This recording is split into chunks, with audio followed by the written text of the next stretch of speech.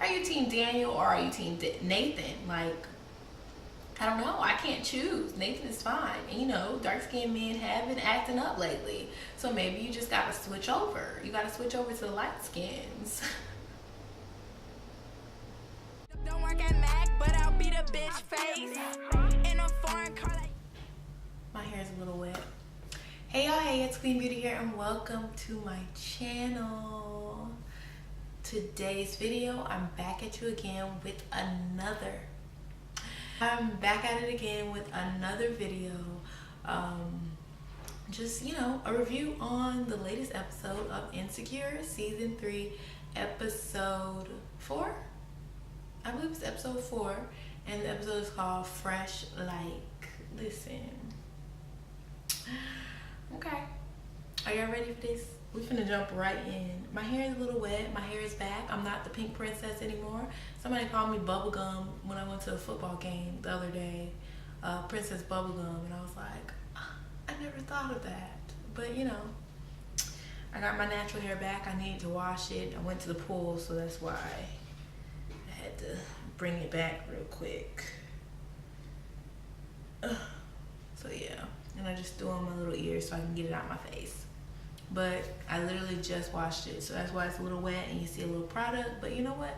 It's okay because it'll be popping later. Okay, so we're just gonna get right into this video. I have a lot to talk about. I'm gonna try to be quick. Listen, I wrote a lot down. I'm gonna try to be quick, but we're gonna see how this work out. So, yeah. Let me just start my makeup. Okay, you guys, I did one eye off camera so I could just see what direction I was going in with this look.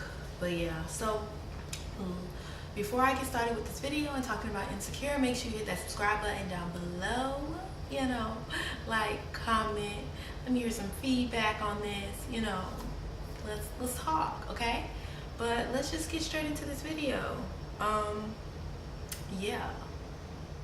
Listen, the first part is basically you see Issa in the bathroom, and I'm like, okay, Mira bitch is back. She is here, okay?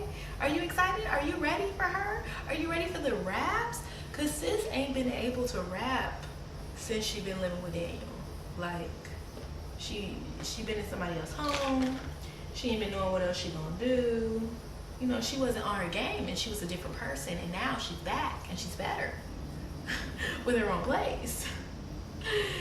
So she basically just gets settled in her apartment and she starts rapping about like basically just being in her own place, and this is just her new fresh start, whatever. I don't actually remember exactly what she was saying, but regardless, sis ends up getting interrupted, and guess what? The door. Daniel was helping her move, so now she gets the last box from him, and he's basically like, oh, this is it. And it's kind of like, to me, it seemed like a goodbye, like for good. Like, this is the end we're gonna see of Daniel. Like, we ain't finna see him no more. And I'm a little worried about that because, like y'all should know, I'm Team Daniel all the way. I'm not gonna change my opinion. I can't. I don't know why, but I just want them together. So I can't help it. I can't change.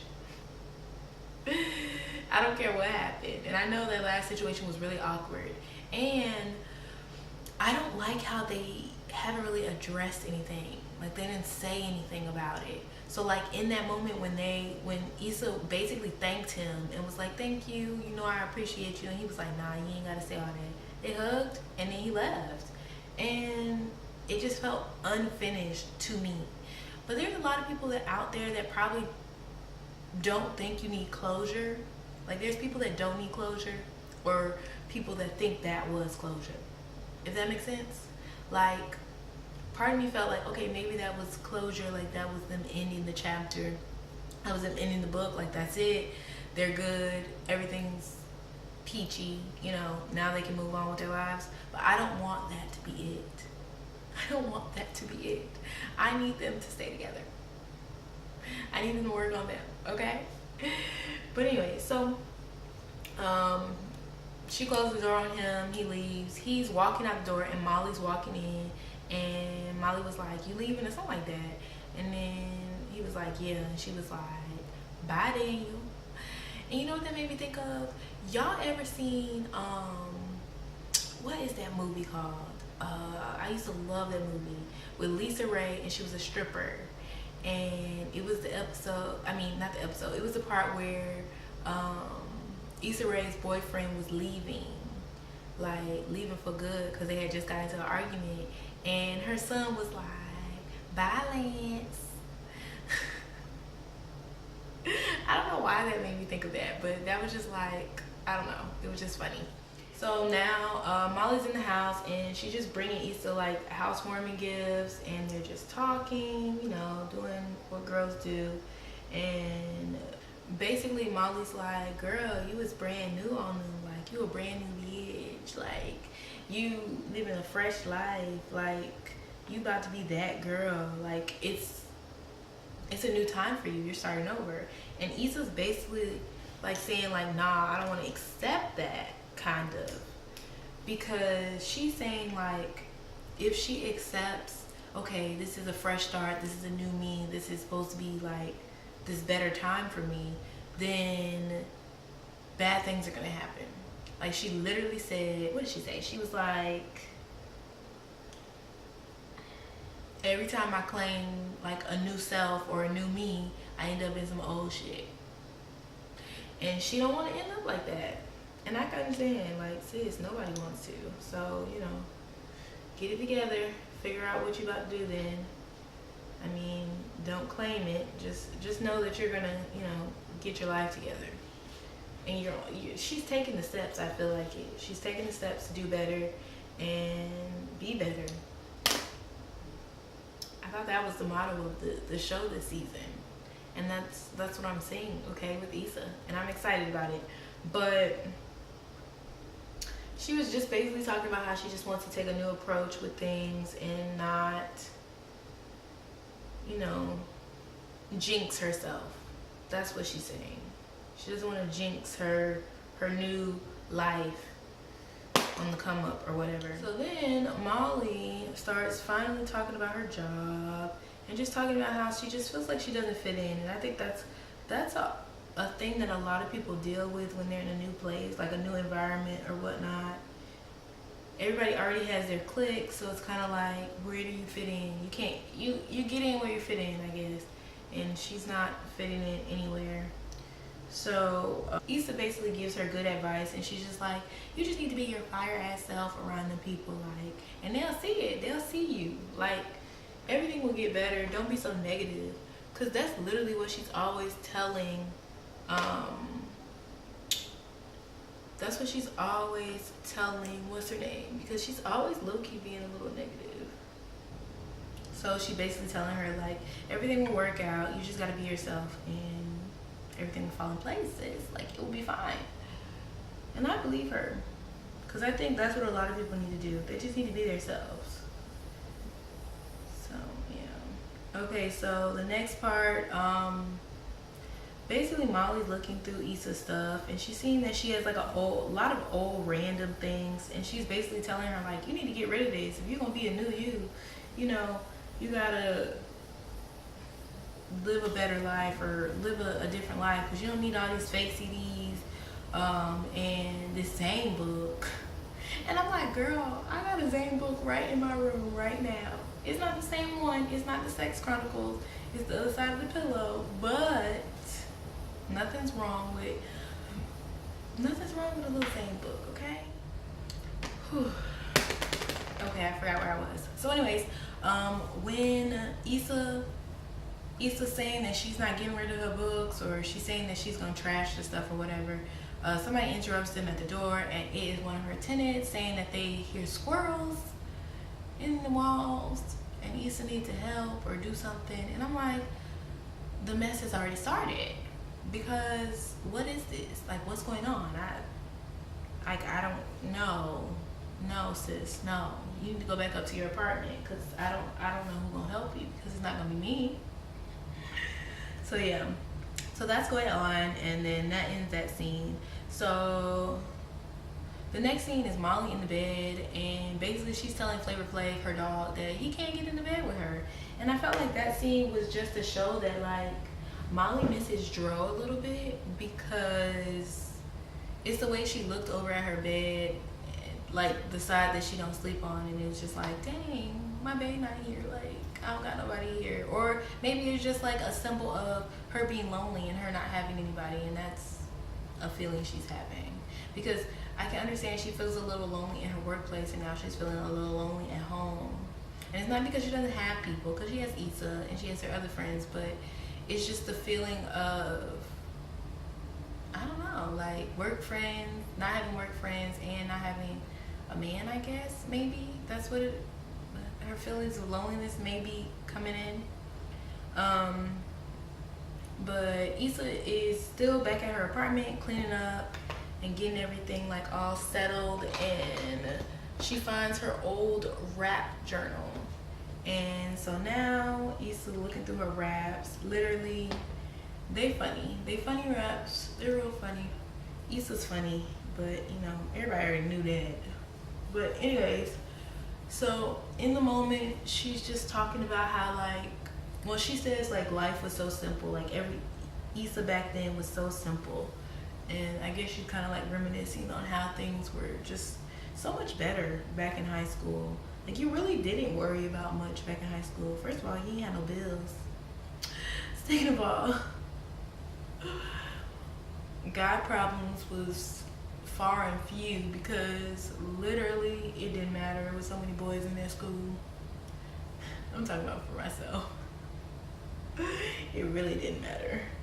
But yeah, so the next part, Molly is at work and she is basically not being able to get like a word in at her job. Like literally she's kind of annoyed, I can tell, because like, I don't know, it's just like there's just one dude that just talks over everybody, and he's just that dude, I guess. I guess everybody has that person at their job, or you know, in their class. She ends up talking to some of the ladies at the job, and they basically, you know, kind of bond over the fact that there's this dude in the workplace that just talks over everybody, and he's just, you know, they're laughing about how he's not modest, and he didn't learn that at Morehouse. I believe that's the school he went to.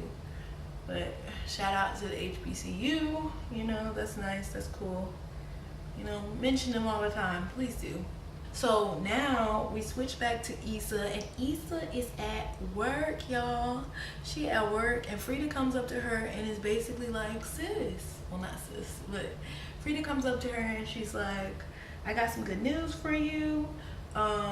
Joanne is going to let you back out in the field.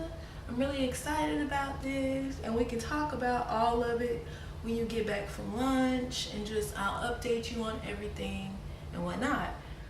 So like I said, Issa is out to lunch now, and she's at this taco place. She gets her taco, and all of a sudden the dude Nathan comes up and he's like, hey, party lift girl, or something like that, and she drops her taco.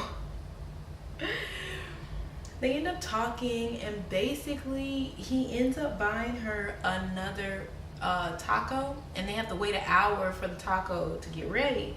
So she's like, what do you want to do until then? So they decide to walk around LA, because you know he's new to LA, so she's gonna show him around.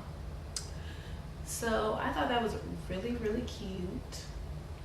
When they were talking about how like, well, the first thing that they started talking about was like how he moved there, and she was saying that I guess he's a barber, and so she had saw a barbershop, and she was like, if you want to be a barber, this is the best barbershop for you to go to, this is where you should be and whatnot. And he's like, no, I don't want to be tied down to a chair, I don't want to be stuck one place, I want to be free, or something like that he was saying.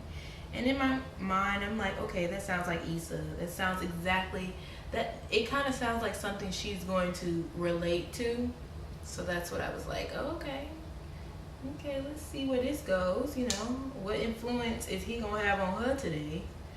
So they're just walking around, and it's funny because they end up seeing Chad, which is Lawrence's friend on a bench, and they're like making jokes talking about him because he literally has a Bluetooth in his ear while he's like was taking his photo, I guess. And it was like, why would you have a Bluetooth in your ear? Like, you selling houses on the phone, why are you taking your photos for the bench? So he was just joking about that, and in my mind I was like, dang, is Lawrence about to pop up? Like, it was kind of stressing me out a little bit. So I thought that was really funny when they saw Chad, and it made me paranoid about Lawrence. So that was something funny, because I was like, dang, I wonder if she's thinking about Lawrence, like after seeing, like, you know, Chad, because that is his friend. So, you know, but, you know, maybe she didn't, because she didn't say nothing.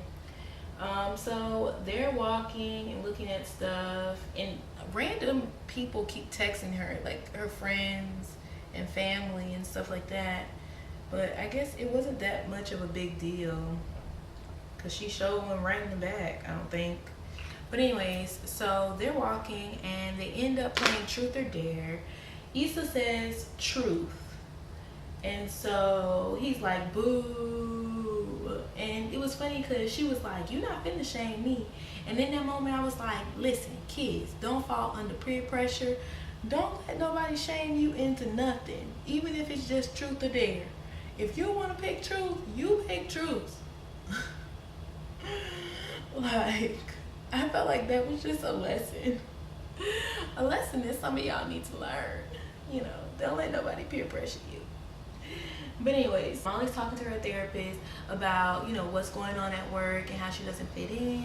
And basically the advice that her therapist gives her, which kind of was a little misleading because, okay, I've been to a therapist before, and usually they try not to give you advice. They try to let you figure it out on your own, and they try to let you, you know, get to what's right on your own. And I felt like Molly's person just gives her advice, which is fine. I would probably want somebody like that, but I ain't never had nobody like that, like as a therapist. But anyways, so basically the advice that her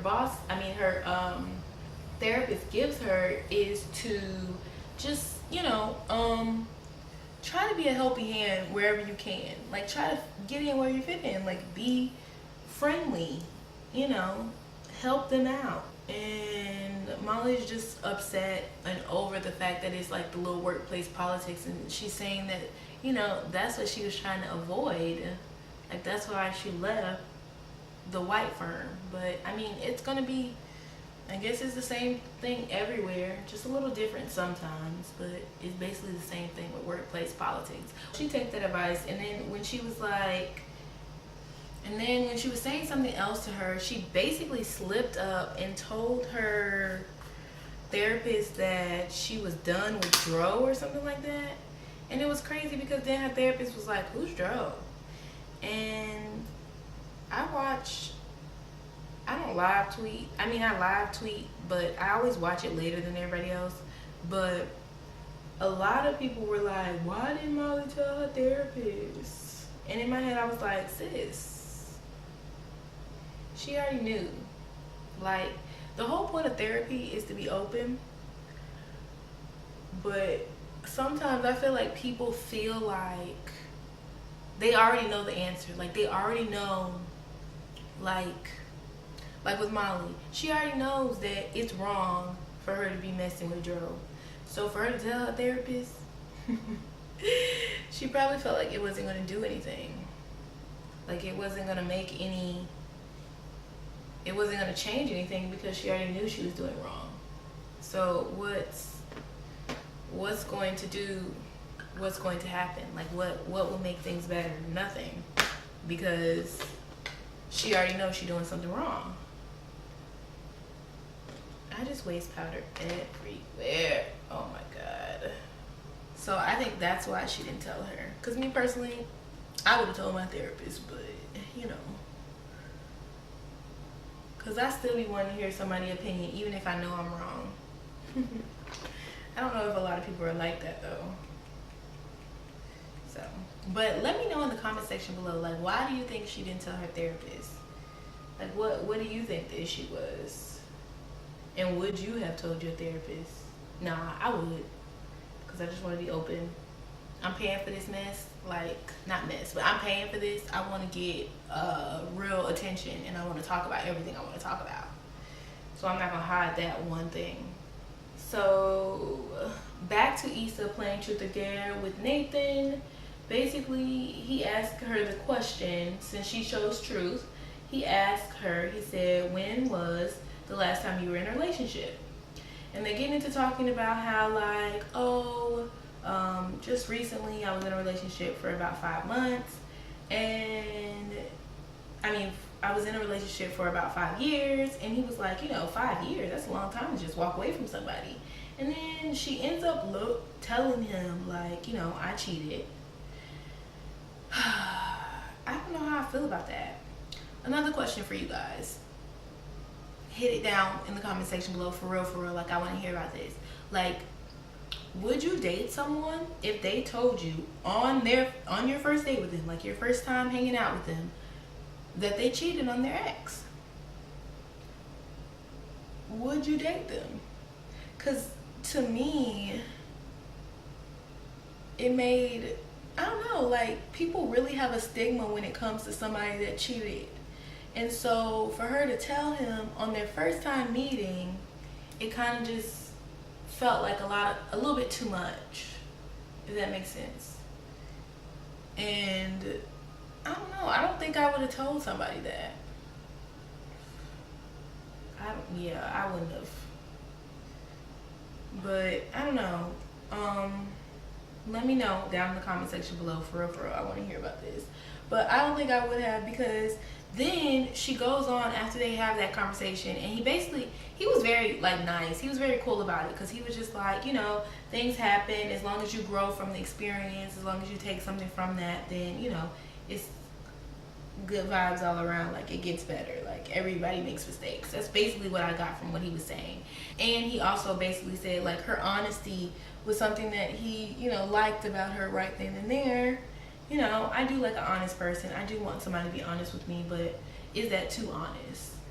And then she ends up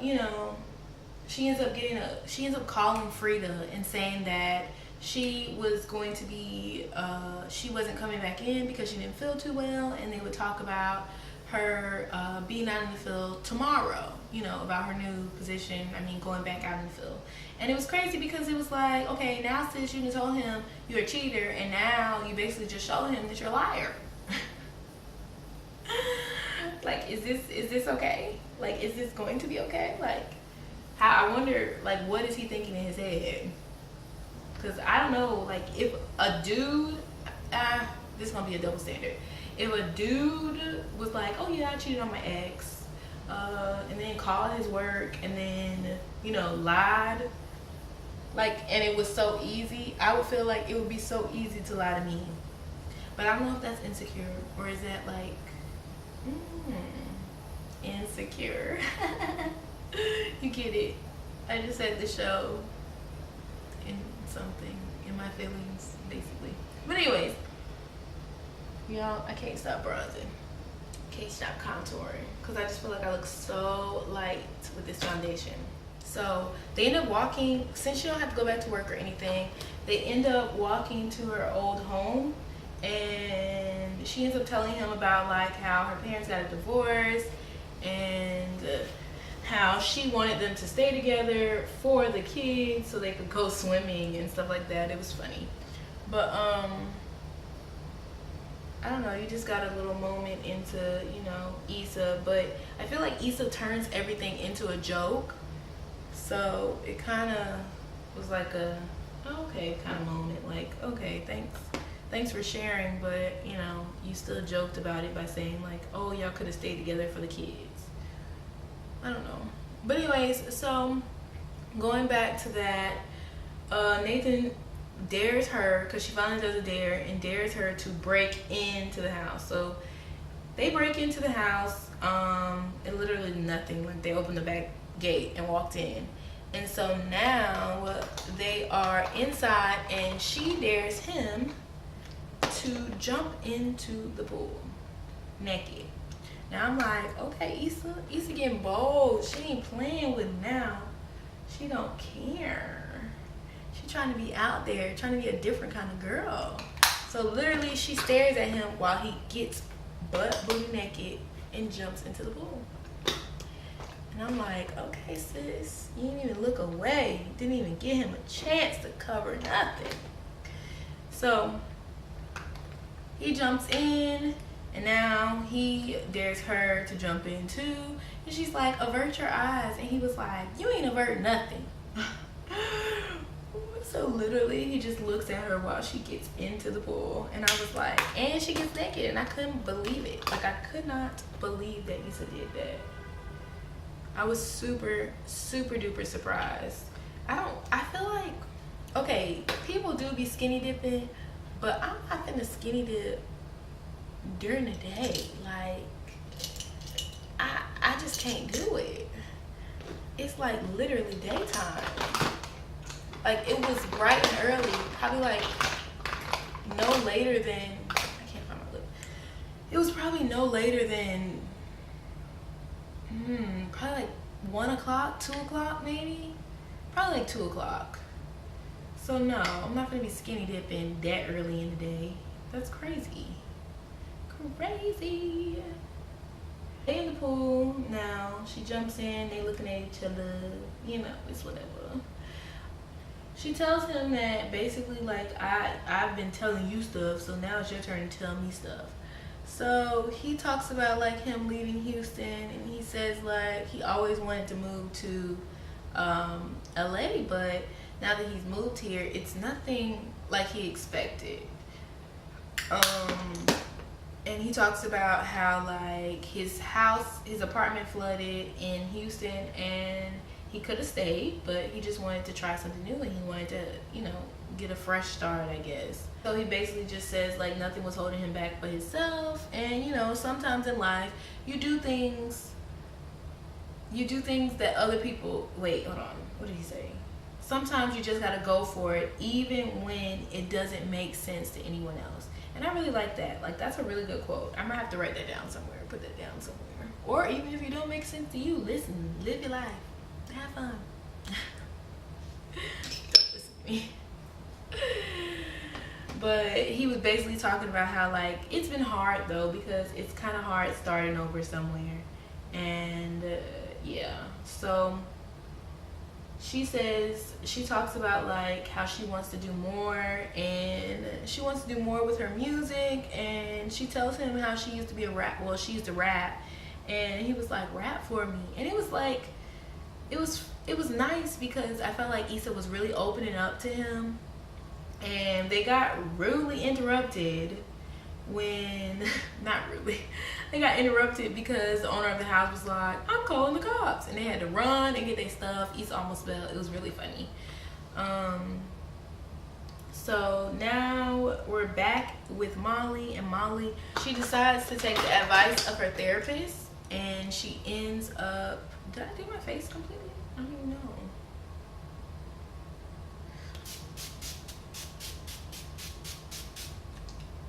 So she takes the advice of her therapist, and she ends up being helpful and offering her help to the two ladies that work at her firm. And you know, it was just a cute little nice kind of thing.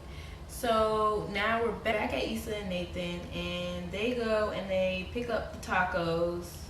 And Nathan's like, oh my gosh, it's cold. So basically Issa invites him back to her house so she can heat it up, because you know her house is down the street, and he can just come real quick and, you know, heat up his food if he wants. So I was like, okay, Issa, that was cute, that was cute, that was a quick way in. And I'm like, okay, they talking, they eating the tacos, saying they're good and whatnot, and literally they end up kissing. And I was like, oh my gosh, this is so cute. Then they get interrupted, because you know that's just what happens with Issa and her new place. They get interrupted, and there's a little boy at the door saying that his mama locked out, and Issa need to come open the door for them because Issa shouldn't have changed the locks. And she was like, I didn't change the lock. And the mama was like, yes, you did. And the little boy was like, told you so. So that happened. And so Issa closed the door and said she would be with him in a second. And old dude is like saying, okay, well, I guess I'm gonna leave now. Okay, so they kiss, and basically old dude's like, thanks for the LA day, we should do this again. And I'm like, oh, okay, y'all need to do this again for real. And so he leaves, and the little boy is still outside the door talking about, my mama told me I need to wait. Literally, I felt that in my soul because my mama did that to me before. So so then we go back to Molly, and is at her law firm, and the ladies that she told that she was going to help, they're saying like, okay, can you help us tonight? We can do it tonight. We can, you know, get our work done. And Molly's like, I can't do it tonight. Can we do it tomorrow maybe? And then old dude that they had bonded over talking about calls Molly's name, and Molly's like, oh, I'll be there in a second.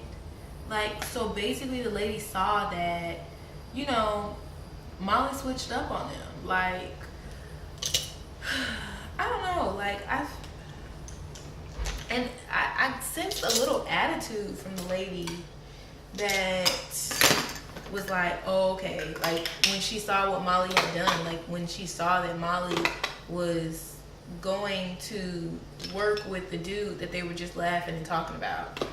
So I don't know, I just felt like Molly was stretching herself thin, and she shouldn't have, especially if she's trying to make friends. I don't know, like, you don't have to be clicked up, but I felt like at that moment she should have found her clique. I don't know, I've never worked in an office setting like that before, so I'm not really sure, but I do know how like cliques work, and certain people, you know, only hang out with certain people, and that's what happens. And it's a little childish sometimes, but you know what happens, it's whatever. But I don't know, I felt like the girls, the two ladies felt, I don't know, they didn't appreciate it. And it looked a little sketch for Molly to be doing that. So I don't know, I don't think Molly's gonna win. Like, I don't know what's gonna happen next.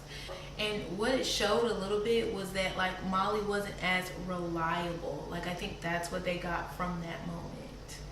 So she's not reliable enough or dependable enough to be in a clique or to work with them. So she kind of just lost some friends there. So yeah. So now it's back on Issa, and Issa's getting ready for work. Sis is living her best life. She's in the best mood. She's happy. She packs up her stuff that she was supposed to be trashing the other day, and she ends up actually throwing it in the trash. And she gets to work. Frida comes up to her and is telling her about her new job and like how everything's gonna work out. And Issa's like, I can't do this. And she says, I quit. And that's literally how the episode ends. And in my head, I'm like, okay, sis, you know, you hype, you fresh, new you, whatever. You didn't listen to this man all day yesterday who wanted a fresh start, and now you want a fresh start, and you think you can just go for it, but sis, you don't got no money. You don't quit your job until you got another one. I mean, you have one. I don't know how much her property manager job is paying, but if Issa had to work 3 jobs and could barely get a place on her own, if you lose one job, sis, I don't know how that works. Like, how is she gonna pay bills? How is she gonna go on this Coachella trip she was talking about? When is she gonna find a new job? Is she going to end up at that place, the Beat Crew? I think that was what it's called. You know, what's gonna happen for Issa? Like, I need answers, okay? I don't have them, and I need them. So I'm ready for the next episode. I'm happy that she decided to, you know, start from the beginning, have a fresh, new start in life, and she's taking chances, and she's a different kind of Issa now. Like, she's, I don't know, like, and she seems just so much more happier now that she's made that decision, and now that she knows specifically what she wants to do. Like, she wants to work with music, and that's exciting. Like, when somebody finds their passion, her passion is for kids, I believe, and to work with music. So I feel like that's a really good moment in someone's life, and I can't wait till I have that, you know, revelation. But yeah, I think that's about it. That's all I gotta say about this episode. I'm ready for next week. I need to see Daniel again, but are you team Daniel or are you team Nathan? Like, I don't know. I can't choose. Nathan is fine. And you know, dark-skinned men have been acting up lately. So maybe you just gotta switch over. You gotta switch over to the light skins.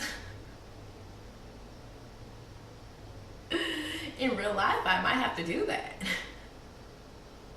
So annoying. But anyways, I hope you guys enjoyed this video. Don't forget to like, comment, and subscribe to my channel. It's free. You know, just hit the subscribe button down below. And make sure you guys share this video. Thank you. Please and thank you. And I hope you guys enjoyed this video. And Queen Beauty out.